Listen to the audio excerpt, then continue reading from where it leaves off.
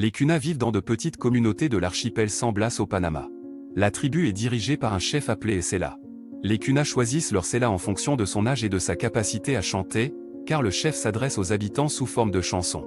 Le Sela est responsable de l'ordre dans la communauté, répartit les tâches publiques, aide à résoudre les situations litigieuses et accorde l'autorisation de se rendre dans la capitale. Si le Sela dit que tout le monde doit aider à construire une cabane, alors tout le monde va construire une cabane. Le deuxième personnage de la tribu est le Hnel, le chaman qui prédit la météo et soigne les habitants. Un homme ou une femme peut devenir Sela, mais en général, ce sont des hommes qui sont choisis en raison de leur capacité vocale. En revanche, traditionnellement, c'est une femme qui devient Hnel, car selon les Kuna, elle a une meilleure connexion avec la nature. Les Kuna ont une légende selon laquelle la lune, l'une des principales divinités, est sortie de la rivière. C'est pourquoi les femmes locales accouchent dans un plan d'eau. Le père se prépare avec sa femme pour l'accouchement. Quelques jours avant l'événement prévu, il quitte son travail et se repose. Au moment de l'accouchement, le conjoint se comporte comme s'il était celui qui accouche. Les Kuna croient que si le futur père crie, une partie de la douleur passera à lui et la femme en travail se sentira soulagée. Après la naissance de l'enfant, la mère le lave dans la rivière ou la mer, se baigne elle-même et reprend ses activités quotidiennes.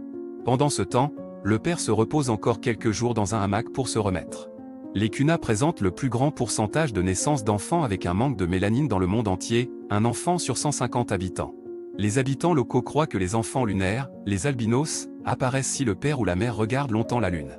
Les albinos ont un rôle spécifique dans la communauté, protéger le luminaire nocturne du dragon qui tente de dévorer la lune pendant les éclipses. Des rituels spéciaux sont même organisés.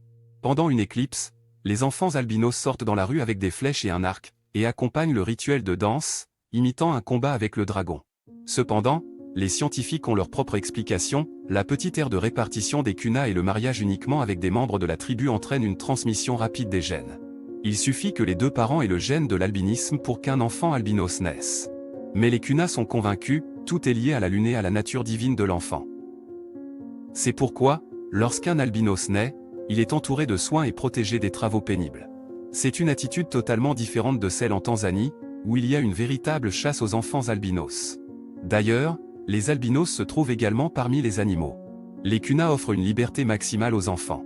Et si à un moment donné les garçons veulent se comporter comme des filles, et les filles comme des garçons, personne ne les forcera à changer et à renoncer à cela, mais les acceptera tels qu'ils veulent être. Cela se produit beaucoup plus souvent, ces garçons sont appelés bomégides, ce qui signifie comme une femme en Kuna.